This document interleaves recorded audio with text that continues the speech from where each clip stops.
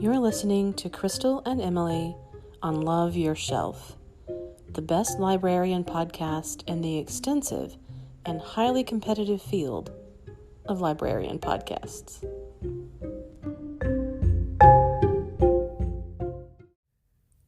Hello. Hi! It's been so long. It has been a long time. Although, technically, calendar-wise, it's been a long time, but it feels to me like that was this yesterday. Fall, the fall just... But also 10 years ago at the same time. Mm-hmm. So we're back again. Restarting. Again. We're just drama queens. We love to make a grand entrance as often as possible. Yes. So we're here with Love Your Shelf. I have been reading a lot. Good. So there's that. So you were just so busy reading. I really, really was. Yeah. I wasn't doing anything else, I assure you. So I've got quite a few things to talk about. Oddly enough, though, just in time for the holidays, yes, all of the things, I think almost all but one, are unhinged horror type oh my gosh, novels that I read. I love that, leading up to that, anyone who didn't know you would be like, she's been reading holiday books. Right. Or like cozy murder mysteries. No, I knew better. None of these are cozy. Well, like I said, there is one outlier, but for some reason, everything else, I go through phases, and I also do, I add things to my TBR list by, I like one thing, and then I'll just get recommendations like that. I'm going to read all the things like it. So I just put them all on my list, and then I just start going through, and then realize that I've only read about murders for the last 6 months. So, and hauntings, and she's been real supernatural jumpy. stuff. Yeah. So anyway, next time we'll maybe shoot for something that's not in the horror genre. 3 Ann Patchett books, so the opposite. So we can talk about those. We'll have some balance. But no, I'm here for it. Yeah. Do tell. I also haven't been watching that much stuff. Me neither, which is very unlike me. I was able to come up with a few things that I've watched in the last few months, but mostly I've been reading. So but I told you earlier I've been watching 30 Rock again, and not even fully it's been my background noise. But I do recommend 30 Rock if anybody hasn't watched it. If somebody hasn't watched that, they should definitely watch it. Yeah. Anyway. That's unhinged in a different way. It really is. And also get past the first season or so. It does get better. It really does. Now I just really recognize that this time around. But once it gets going, it's really good. Yeah. There's very few things that I've rewatched all the way through. Yeah. And that's not one of them. But if there's a good episode that comes up, although with streaming, never just accidentally catch something.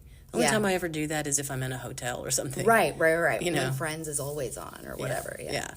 But although I don't watch that. So. I just have my background noise shows that I'll throughout my adulthood have kind of gone back to. There's Seinfeld, 30 Rock, The Simpsons. Things I'm not going to be worried if I miss any of it. Right. Anyway, okay, go girl, scare me. Okay. Well, all right. Well, the first two are by T. Kingfisher, and I wouldn't say that they're super scary. They're a little more mild, maybe. The first one is Nettle and Bone, and this was actually from the book club that I'm in. Okay, I was like, why is that familiar? That's why. Yeah, and I've seen this author, so I ended up reading more by the author because I was intrigued. But Nettle and Bone is more of it's not horror, but it's fantasy, and it's got some kind of dark elements, so it's it's still kind of in that range, and it's about a young woman who is sent to a convent. She's a princess. She's sent to a convent as sort of, she doesn't realize this at the time, but she's kept there as an extra sister for in case when one of the other princesses, if something happens to them, and they can't be married off to the, old evil prince or whatever. Right. Then she's there and waiting to be brought up to, So become she's a princess. So she's the, oh God, now I can't think. On stage, the person who's not, understudy princess. Yes, understudy princess. Got it. And so she's there for years, and then finds out that there's darkness brewing back in the kingdom, and so she's got to go and try to set things right. And along the way, she has to get help from a grave witch. Oh, cool. And a knight, and just like a really ragtag group of kind of fantasy characters. Oh, yeah, I was gonna say like that checking the boxes. I love it. Yeah, exactly. That are going to help her get there, and then ultimately, do what she's got to do. Cool. So, if that sounds Yeah, like something that I love that. Yeah, it's dark for sure, but I would say it's not scary. Okay. Like you can read it at night and not. And be and totally not like scared. not be able to put your feet on the floor because you're afraid there's something under the bed. Yeah. Now there are some of those in this list, but, certainly. yeah, but not this one. And then the next one by this author is called A House with Good Bones, and it's like a Southern Gothic, but kind of comedic. And so I listened to this one, which always really changes my experience of a book. Like Yes. I for whatever reason, I think it's the way that it plays with time, because you read so much faster than Yes. you hear something. I don't know. And are you someone do you ever listen in like double time? I listen almost double time. Like the half speed or whatever. I'm willing to try that. The double speed, like I can't get over No, the the fact double that they're speed- just like, blah, blah, blah, blah. yeah. Like that's not. It sounds like a chipmunk. It sounds ridiculous, and my brain is like, hold on there. Yeah. Yeah. But I had started like creeping up because I'm impatient, and like I said, I read fast. You're a fast reader. Yeah. So I tried, because there was somebody that I really liked their voice, and so I was like, I'm going to try to listen to this in regular speed. Oh no, Let it sink in. no, Yeah. No, my neurodivergent brain needs the Yeah. like regular pace. Maybe I'll try to go up to half speed, but or 1.5. Yeah. Yeah. I fluctuate. Depends, if Feeling they're- it out. If they're really doing a good job of the narration, then I might be at like 1.25. But it does change the way that you interpret it. Totally. Because especially if there's like any kind of sound effects that really messes with you. Really fast footsteps. Yeah. Instead of creeping along, they're running. Yeah. So it's a completely different experience. Yeah. But this one is kind of funny. The narrator, or the main character, goes back home for a visit. And her mom lives in this house that had been her grandmother's house. And I'll give like one thing. It's not going to be a spoiler necessarily, but it'll give you the idea. Sure. She she's grown up. She's working on her PhD, and so she's like hasn't been in this house for a while, and she's looking at the pictures that like line the staircase, and she sees her graduation picture, and she's in front of the house, in front of the rose bush, and she sees something that takes her aback, and makes her like look closer, and there's a hand sticking out of the ground Of the picture? in the rose bush in the picture. Oh, inside no. And so this is like 10 years prior. It's like it- an old picture of her graduation. From college. Is it the kind of hand that would grab your ankles from under the bed? Right. Yeah. And so that sets her off on this whole trying to figure out what that's about. First she thinks, I'm just seeing things, or maybe somebody photoshopped that in there. Why would somebody do that? And For this. exactly. So it's not really scary again, but it is. I would call it Mysterious comedy and horror, or alluring. horror comedy. Cool. Yeah. And that I have like a few more minutes left of it, so I don't know how exactly it ends. But Okay. There's going to be a big twist in those few minutes. right, it could be. There's definitely that's happened before. That's fun. So yeah, so that's T. Kingfisher. They have several other novels as well, Cool. and so kind of enjoying seeing what the different things that I might not necessarily read. That's why I like the book club, because everybody that's in the club gives some suggestions, and then we just like spin a wheel. Love it. And so it's fair. It's fair. Yeah. Random. You never know what it's going to be, and everybody has different tastes. So When you're finished with that one you're listening to it on Libby. When you're finished with that one, maybe I'll grab it. yeah, the nettle and bone. Yeah, I need, the one you were just either one. Honestly, I just need something new and good to listen to. And they're also pretty short too. Nice. So you don't. It's not like 23 hours of. Where you're like, I must try to finish this within 2 weeks before Yes. it's on hold and I have to wait. Yeah. Yeah, you have to schedule time to listen to it. No, Cool. they're pretty quick. But yeah, and so that was the one you're talking about is A House with Good Bones. Yes, I knew it had bone in it also. Yeah. And then the next one is pretty dark. It's called Just Like Home by Sarah Gailey. And again, no clue where I picked this up, but it just ended up on my TBR list. And so I grabbed it. And in this one, very similar setup. So it's a woman who's grown up, and her mother asks her to come home. And she goes home. And but in this case, there's really no comedy. Okay. I'll stop laughing. Be serious. And so they've been estranged, and this is not a spoiler, although for some reason the book takes a long time to actually acknowledge it. But it's Sure. from the back of the book. Okay. That her father was a serial killer. Oh, no. Oh, yes. Yes, her father's a serial killer, or was. Okay. You can find this out. Okay. And her mother has a terminal illness, and so she's got to go back and deal with that. And then I think that's enough of a setup. Okay. There's a lot going on there. Yeah, You know? yeah.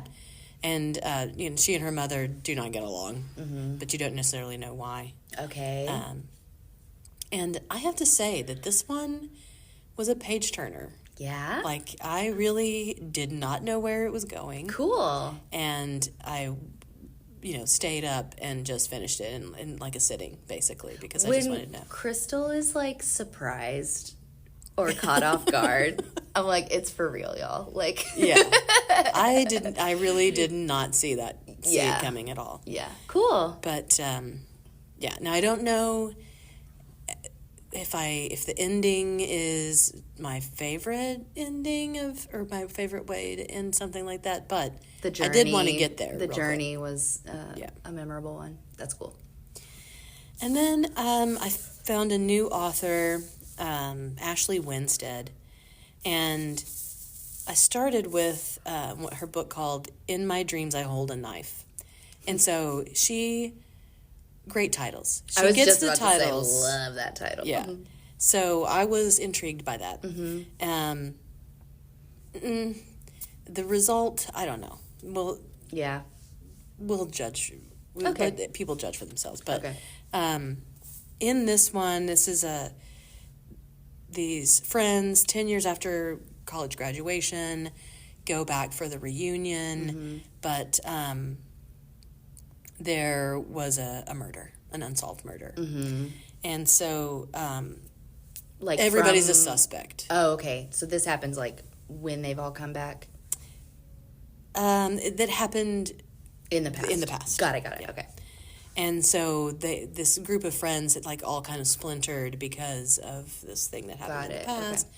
But they're coming back for this reunion, and then of course there's like it's got to be revisited, all of this stuff that happened. So it's this was another one that I had read several books kind of where there was kind of a similar premise. Uh-huh.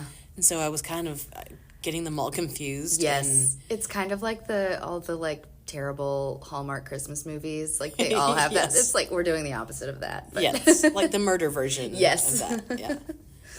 And then I don't want to say the specific thing that I didn't appreciate about it. Okay. Because it is kind of a spoiler. So I will say that in a lot of these books, even the main characters are not very likable. Right. Okay. So that's one thing that kind of carries through in these books by Ashley Winston. Yeah. And then the next one I read of hers is Midnight is the Darkest Hour, which another good title. Yes. Promising, this one is about a young woman. Again, I don't read books about men anymore. Is she going back home? No, but she is like at that, like she's just out of the house, she's leaving home. Yeah, and her father is a fire and brimstone preacher, and so she has problems with him. Mm-hmm. And this was one of the strangest books in not a good way that I've ever read. Oh, yikes! That's a bold statement. After a certain point in the book, I thought that it must just be a parody. But I don't think it was. Yikes. By getting to the end of it. So the thing is, whether, you're a Twilight fan or never read it Why or hate did I it or immediately whatever. think Twilight Zone? Twilight. I'm not You're a big clearly Twilight not fan. a Twilight fan. So Anyway. the character Yeah. likes the Twilight books. Okay. But then she starts to see these characteristics in this friend of hers where she's kind of the Bella character and he's kind of the Edward. What? But it just So weird didn't. fan fiction-y? Yes. Oh. But at first I was like, okay, so they're tweaking it because they're calling it out. Like, oh, she's reading the book. Right. In the books. Or in this Yeah, book, she's yeah, reading yeah. the books. And her friend, is mysterious and very, Edward-like. Mm-hmm. And, but then you realize, well, she's probably just projecting this. But then it keeps hinting that there may actually be some supernatural elements going on. What? But it's not really. I did not enjoy that book. I am intrigued only because this sounds terrible. Yeah. Like, I want to understand everything you're not saying right now. Yeah. Maybe I'll listen to that one on double time. Yes, you could. You just 20 minutes. Yeah, just yeah, get yeah. it out of the way. But I really didn't get the premise and why it was set up that way.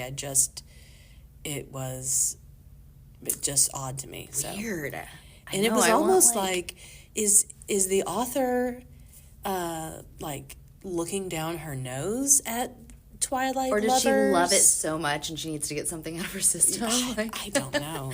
How weird. I would like to talk to someone else who has read this book. And the fact that she actually uses Twilight instead of some invented book series. I don't know. Maybe it's just easier. Then it's like they recreate scenes from the book. That's weird. Like climbing up in a tree. I know that happens in the movie. Yeah. What? Exactly. The whole time, it was just question marks over my head. I want to know, I want to hear an interview. Does she have anything to say on explanation. this matter? Yes. That's what I want. I demand an explanation. How weird. I'm going to make that, but I'm going to write a book like that, but like Harry Potter. Because that's what I need to get out of my system. Yeah. My childhood fantasy series. Don't do that. No, I will not. So I then read another one by this author called The Last Housewife, which I thought, I like the title. Let's see. Why is she the last housewife? Yeah. And this one is about a woman. And you're like, this one is about a man. And she's in college. She and her friends get sort of seduced into this kind of cult kind of thing. Mm-hmm. Hate when that happens. I do. Just, every other weekend I get seduced by a cult. Yeah. And because there's so many of them. Seduced by a cult. And so, yeah, it's, again, I think this is going to be the last one I read by this author. Sounds a little off the rails, man. Just gone off the rails. And this one is another one where there's a podcaster who's trying to help solve the mystery. And because I had read another book, or two, I think, where that's also the case. Where they're like, there's an unsolved mystery and there's a podcaster involved. There was a show, The Lincoln Lawyer in season 2. That's like an issue. I just realized I never finished that. But yeah, like that's a real little subplot, I guess. Yeah. Which, I get it. You know, it's timely. It is. There's a lot of that. Absolutely. People love it. I love them. I'm sure. But, good grief. You yeah. know. So, anyway, if Ashley Winstead sounds good to you, I would say, I don't know. In My Dreams, I Hold a Knife is best, but it doesn't live up to the promise of its title. I really want to read the Twilight one. Or listen to the Twilight one, and maybe when you should, because I want you to. It sounds so talk silly. To me about it. I need to discuss and put together. Yeah, because it was funny. Like that part of it was funny. Yeah, but it wasn't meant to be a funny book. Hallmark Christmas movies. I am laughing at them like it's funny. So just silly. Anyway, then I read. This is a little bit different. And I did not write down the author's name, so I'll put it in the description. But it's called Drunk on All Your Strange New Words. Okay. And it is in this, like, near futuristic world where there's aliens. And they have sent diplomats to our planet. And, you know, obviously they speak different alien languages. And so they have to have translators. Okay. And the translator is the main character. And when she's translating it, or not just when she is, but when they are translating for the aliens, it makes them feel drunk. Oh. Makes the translator? It makes the translator feel drunk. Huh. So if you do it for like a long period of time, then you get woozy, or, you know, wacky or whatever. Yeah.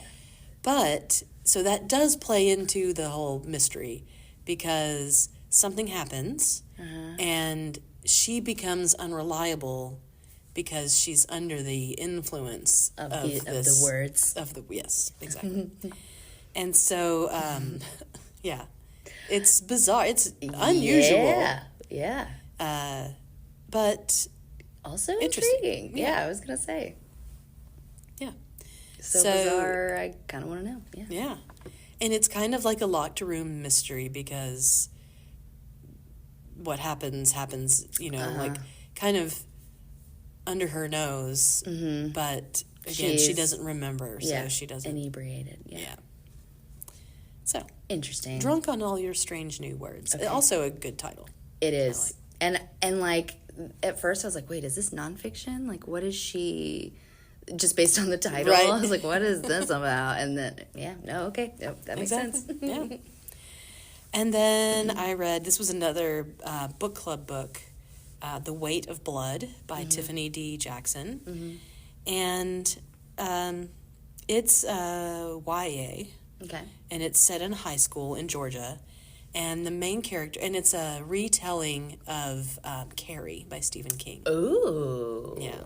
I'm listening. So it very much follows like the same pattern, but there are some things that happen. Yeah. Okay. I've only seen the movie, but okay. Yeah, it's good. You know, it's a classic. Yeah.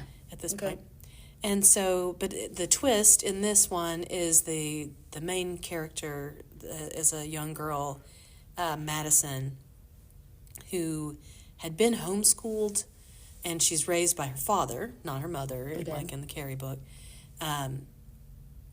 And he is, you know, isolates her, and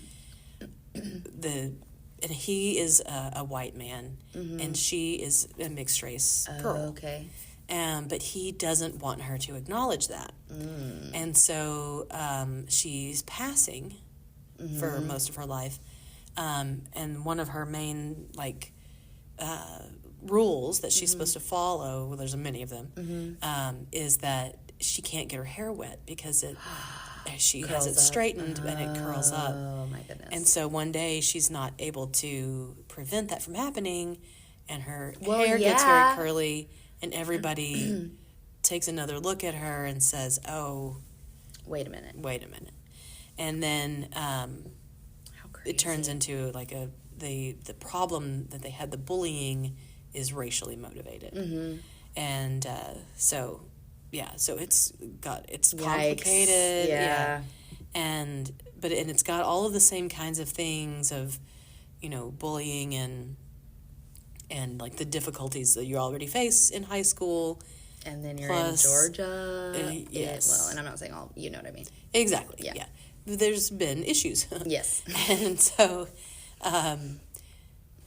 it kind of then follows the same or similar storyline. But I will say that it ramps up from what was in Carrie. Wow. Yeah. Okay. It's there's the obviously we're not spoiling Carrie, but that the big whole like the scene. Finale. It really adds on to that, and is it like way worse. Dark. Ooh, yikes. Yeah. Okay. I'm intrigued. Yeah. So, it was good. It was definitely cool, worth reading. And then I read Reprieve. This was another book club book by James Hahn Matson. And this one is about a full contact escape room. Oh. Where... Taking notes? No way. It's like It's almost like scary. a / haunted house / escape room. No. So you go in, and there's like a big prize if you actually stick through it and get through it. But there's like actors in there that can like attack you. Do what they want. Do whatever they want. And then there's like, several rooms that you're supposed to make it through, and it's about these contestants that make it to the final like room in the escape room, and then somebody actually dies. Scary. Yeah. And so then it kind of gives different perspectives of different people that were involved, and through a court case. Okay. And this was another one that I listened to, and I think I would have had a different experience of it if I had just read it than listening to it.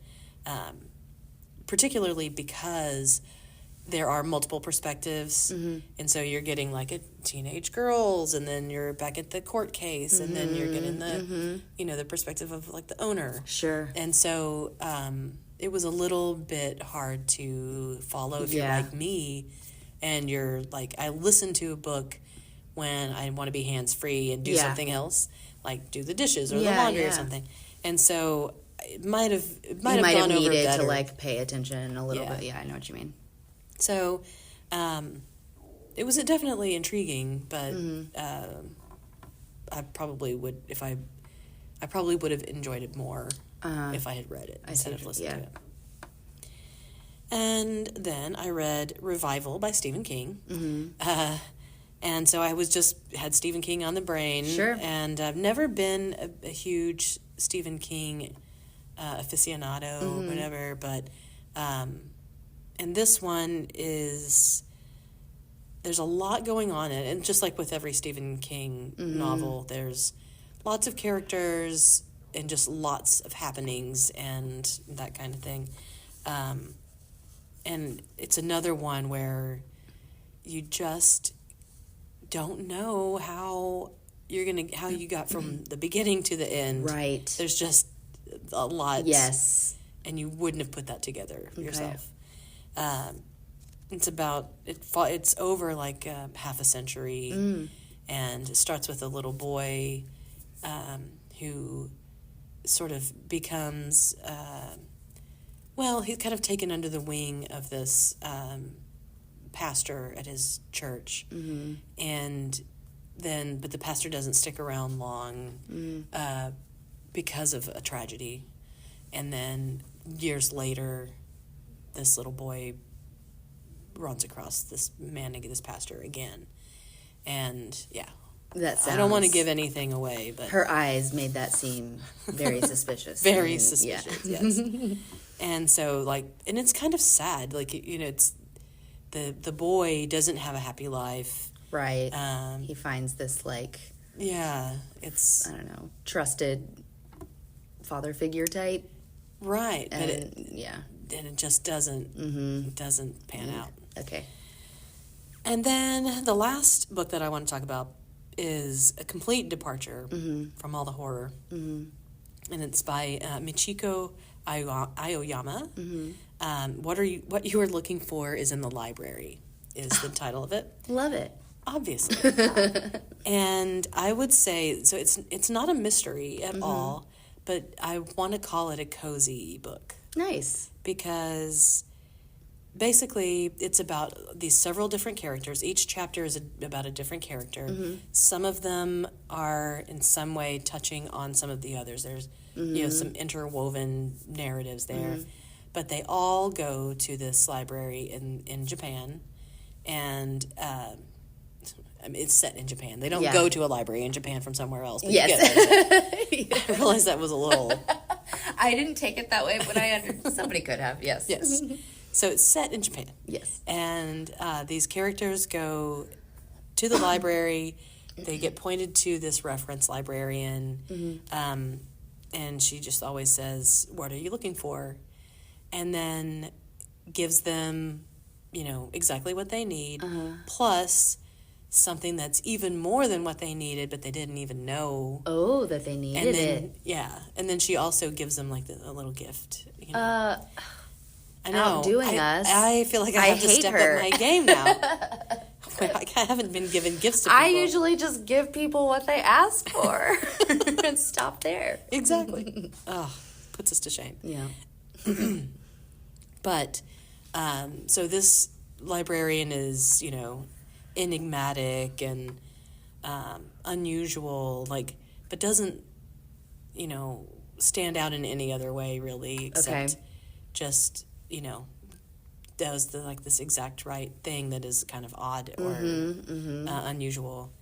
And then each chapter is about how, you know, these people who are searching for something in their lives start to reach it or to find a way to, you know, head in that direction. And at first I just thought, oh, okay, I don't know. What is happening? You know, I've been in all this darkness, you know, just wading through all of these, like, terrible situations. Yeah, horrible events and blood and horror and gore. And then this book. Like what? And, but by the end of it, it was very touching. Cool. And, you know, slightly unusual, but not, you know, not really supernatural or anything. And nothing really dramatic happens. Okay, yeah. It's just... I don't hate that. Yeah, it's just kind of gentle. It's great. And philosophically kind of... Just patting you on your back. Yeah, good. So I would definitely recommend that. Yeah. And it's very, very short. Again, it's one that I sat and just read it in an afternoon. I'm interested. And so then we can move on to, or actually, if you want to talk about the books that I'll you're be reading. brief. Yeah. Right now I'm listening to The Wizard of Oz. You're kidding. Wow. I watched that movie over and over and over again as a kid. I never read the book. I had, it was like, actually we have it here at the library. It's like a giant picture book version of the book as a kid, but I never read it. I always looked at the pictures. Anyway. Yeah. But yeah, my sister and I were talking about it, and she started kind of looking into all of the books and the world, and it sounded really weird. And it was another one, like, I read everything that it was in my family's house when I was a kid, except that. Yeah. And I know that we had, like, all of the series, and there was so much more of it than just The Wizard of Oz. Yes, like I knew, okay, because as a kid, I also remember watching, I would rent this movie, Return to Oz, and made in like the 80s. The girl from the original The Craft, who's like the scary girl. Fairuza Balk. Is that her name? She's from American History X too. Yes. Yeah, she plays Dorothy.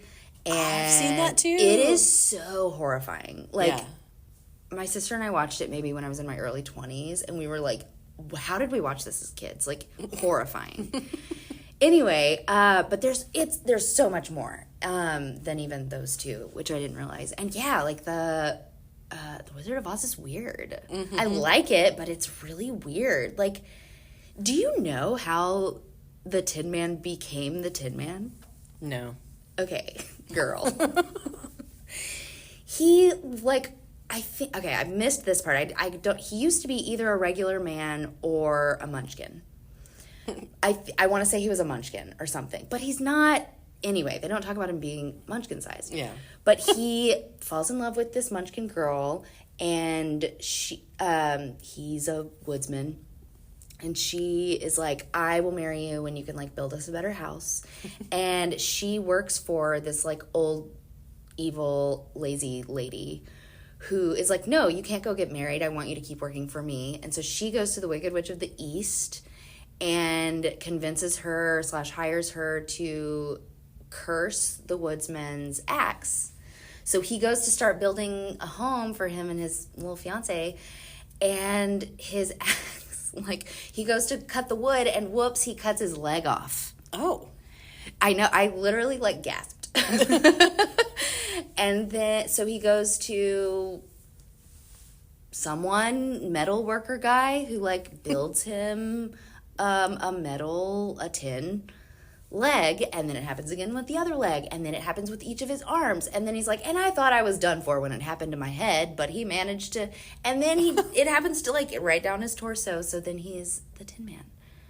Like, wow. I know. So anyway, there are just little things like that, and a lot of other lands and people that Dorothy and her friends visit / encounter that are not mentioned in the movie. The slippers are silver, they are not ruby. I have to admit that was one of those movies that, as a kid, I wasn't scared by it, but I didn't really care about it. It wasn't one of my favorites or anything. I don't know why I loved it so much. Yeah, I don't know why. It just wasn't one of those. I mean, I've seen it multiple times, but yeah, just one of them. No, I would, like, run around with, like, a basket with a stuffed dog inside, kind of thing. I was real into it. Anyway, I've been enjoying that. And then I also read, actually, the Hunger Games prequel. Oh. The Ballad of Songbirds and Snakes. And it was pretty good. I wasn't, like, blown away, but it was good.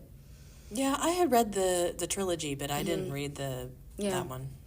I started it when it, like, first came out, and actually I think I started listening to it, and it really bothered me to listen to it because so the narrator, he is great as Coriolanus Snow. Like, he sounds kind of, like, cocky. Like, he's really good at getting his message across.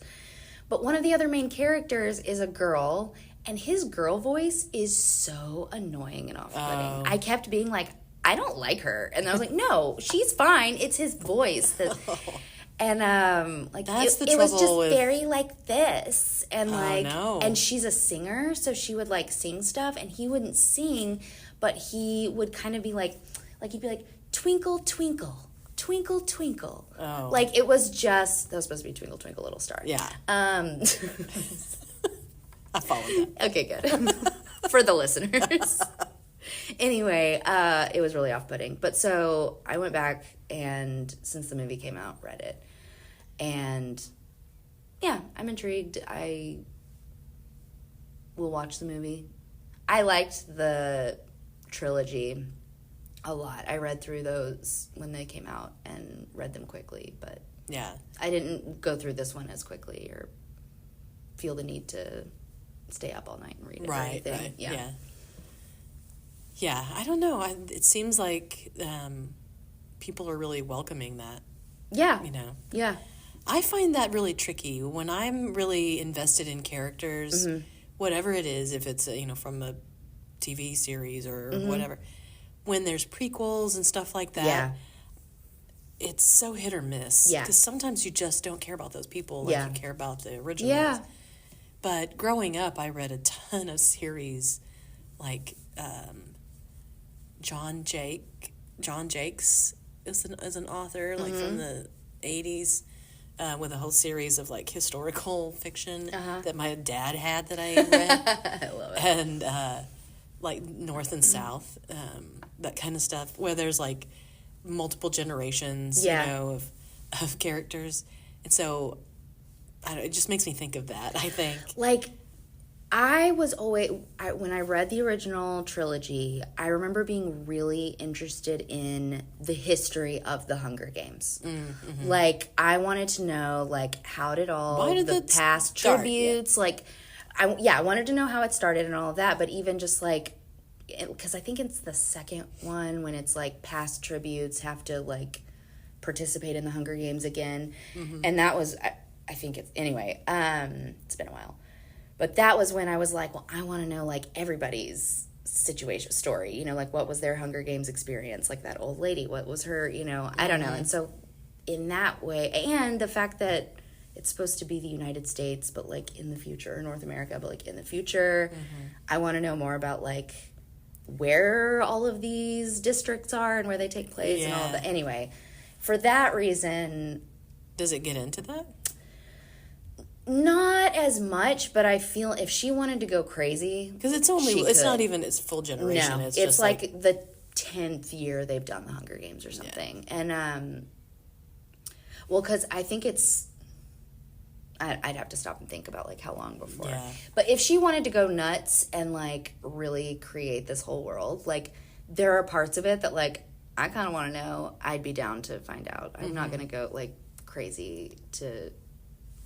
Waiting for them. But anyway, it was enjoyable. Yeah, I'll get around to it, I'm sure. Yeah. And then, I read a bunch of Ann Patchett. Summer. Actually, I listened to, my favorite one was Tom Lake. Summer recommended it. That's the newest one. Yes. And, I loved it so much. And I listened to it, and I didn't even know until I started it that Meryl Streep narrates it. And it is, don't double time that one. Yeah, that would be because it is a chef's kiss. Like it was really lovely. It takes place during the pandemic, and this family with 3 daughters in their 20s live on a cherry farm, I believe, and the mother in the family she had a period of time in her early 20s when she was an actress. Like she did a movie that was pretty successful, and then she did some theater, and she ended up being a part of this theater company that included this guy who is now in present day a very, very famous actor, but she knew him before he was famous and dated him. And so like the girls have always been knew that was the case, but didn't know the whole story. And so now she's sort of, it goes back and forth between like present day and the pandemic, and then like trying to keep up with the farm, but then she's telling this story, and it was just, I loved it. It was just, I keep saying just, but that's how I feel.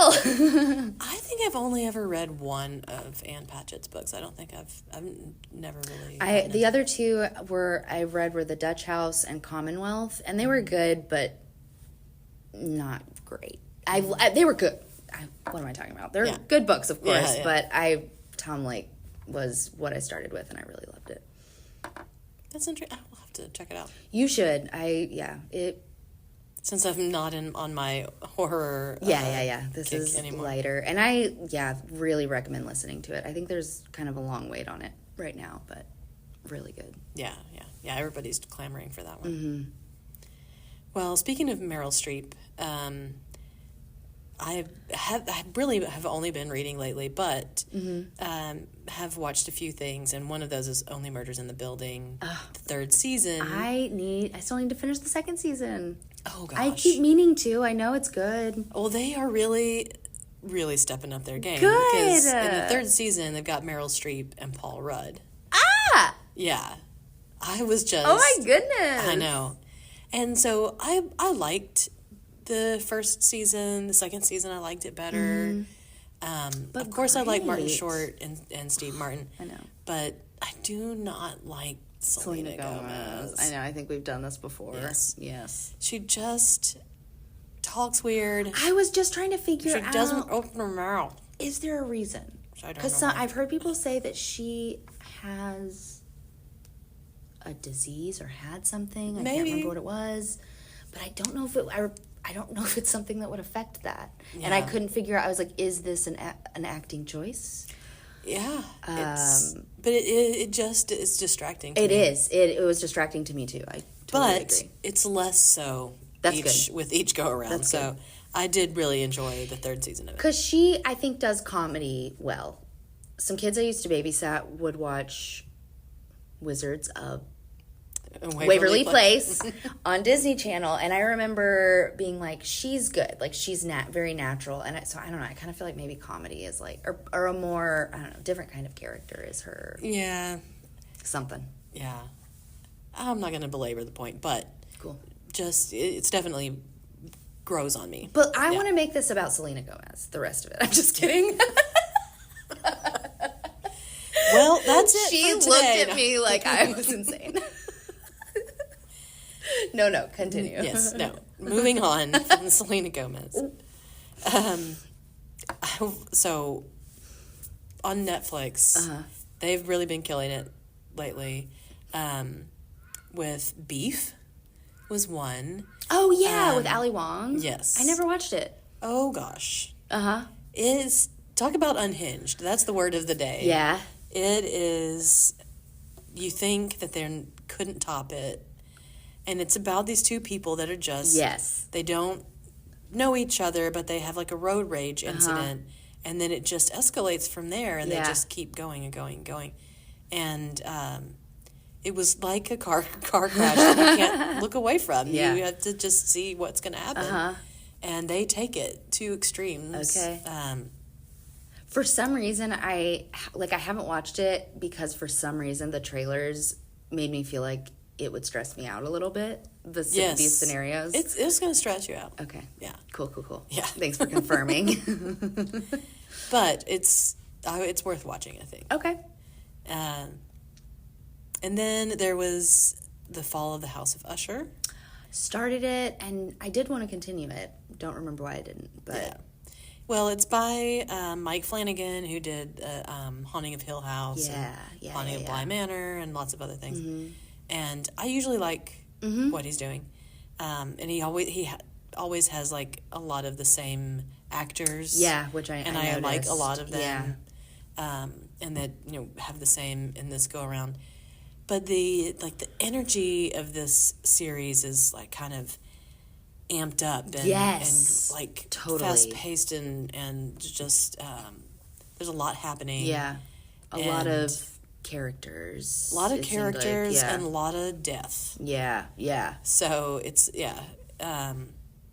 got the Poe energy. I was just about to say, checking the Poe boxes. And all of the characters are named after either Poe characters or like real life people that were related to Edgar Allan Poe. That's cool. I didn't realize that. Yeah. That's cool.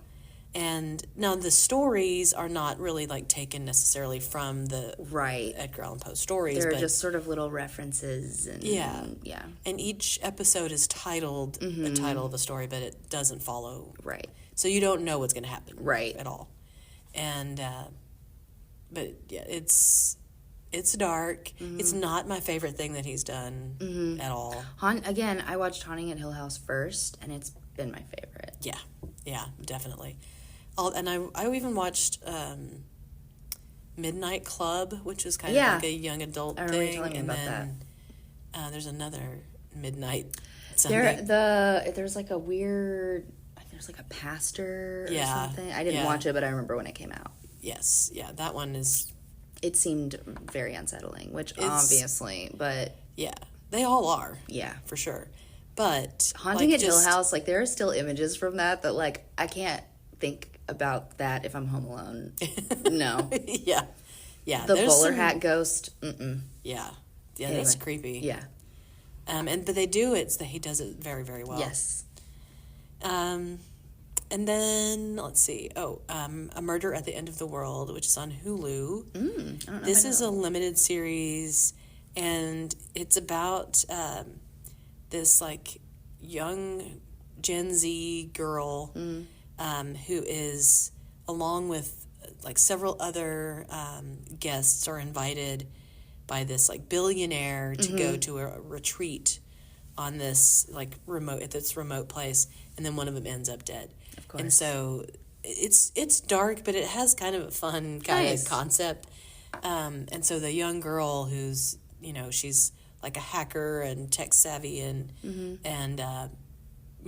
solves mysteries.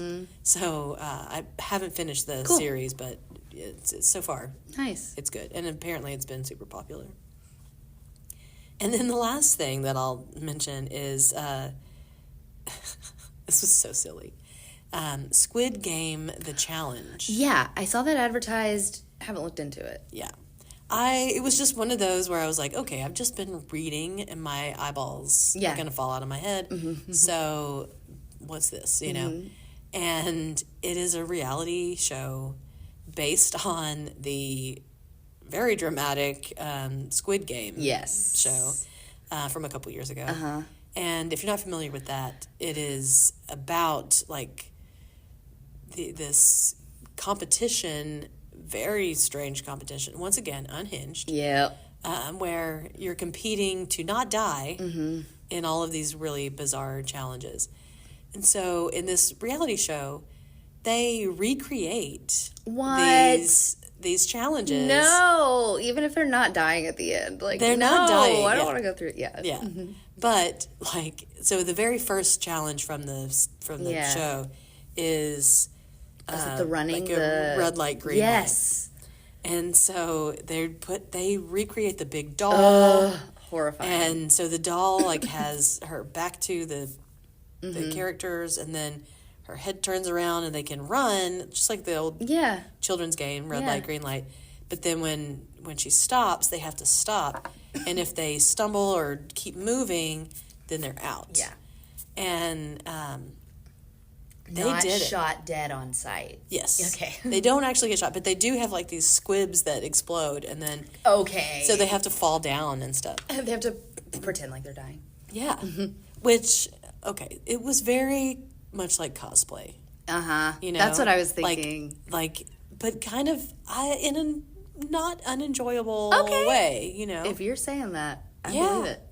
I mean, there were some things that they couldn't recreate, but there's, like, one of the other challenges is the glass bridge, where they have to choose which square. There's, like, a bridge and, like, two squares side by side across this bridge, and on one side the glass will hold you, on the other side you'll fall through. Right. And so they each have to choose, and they, like, the production value on this show. Man, they that's what I was made it gonna say. Look exactly like. That's pretty cool. But then there are other aspects of it where they had to change some of the things because they just couldn't do those same challenges because they're really, rough to watch in the original show. I didn't watch If you the full lose, series. you die. So, I didn't watch the full series. I saw bits and pieces, but yeah. But it's, just Cool. it was a reality That's show, which funny. is not really my thing all the time. But that's pretty funny. But yeah, I watched it through, and then, you pick, like, who you want to win or whatever, and you have to, I wasn't happy with the person who won, but Okay. that's why I don't watch reality TV. Oh, I know. For the most part, except, like, baking shows. Yeah, no. And even it. then, Bachelor and Bachelorette have broken my heart. Not even broken my heart. Made me mad too many times. I'm just like, you're dumb. It's the wrong person. Yeah. But it actually, in this one, it's like a mix of, like, physical challenges, but also intellectual challenges. Yeah. Logic. But then also and, just pure chance. Some of them are just like, you roll the dice. It's 50, one of them. 50-50, yeah. And so, there is some of that. Like, I can see why that keeps it, interesting. But as a game, I don't know. It doesn't appeal to my side where like everything has to be fair. Yeah. Because it's not fair. Yeah, like, yeah. You roll the dice and then you're out. you Yeah, know? there's no skill. Right. Yeah. So there's a balance of that. Totally. That Yeah. not that into, but if you liked Fun. Squid Game, You'll like this. you'll like this. But the whole time it was more like I had the feeling of the people who were there were getting so much more out of it because there's like these weird like stairs that they have to go up from the original show. Yeah. Where it's all like crooked and Yeah. and they recreate that and they just like the people that were in as the contestants really like you could tell that they were just like eating up that they were like living like, this is it. Yes. Yeah. That's and really so, funny. Yeah, I think I was almost more brought into it by the fact that like, they're like wearing the costumes. It's their energy. Yeah. You know, they're sleeping in this bunk room with all these other people. That's so funny. And it's looks exactly like that How show. funny. So, They do that with the Hunger Games. gosh, I am amazed that they haven't done that. Except the technology from the Hunger Games. There's just nothing you could do. Not at all. Also, I saw a funny meme recently that was like me in the Hunger Games. Are you mad at me? And I was cracking up. The people pleaser in me was like, yep. Yeah. Oh, yeah. There's definitely a lot of that. Like people trying to play like they're, work the system or whatever. Yeah. Anyway. Well, look at us. Yep. So we're back. Back in action. We'll see what happens with the next episode. Gotta keep you on your toes, guys. Yeah. You never know. It could be next week or next year. Yep. Well, which is not that far away at this point, but I didn't intend it that way. No, it's true. We're going to go, think about things now. Yes. So we'll see what happens, see if I get off of the horror kick or what. And stay tuned. Stay tuned. Bye. Bye.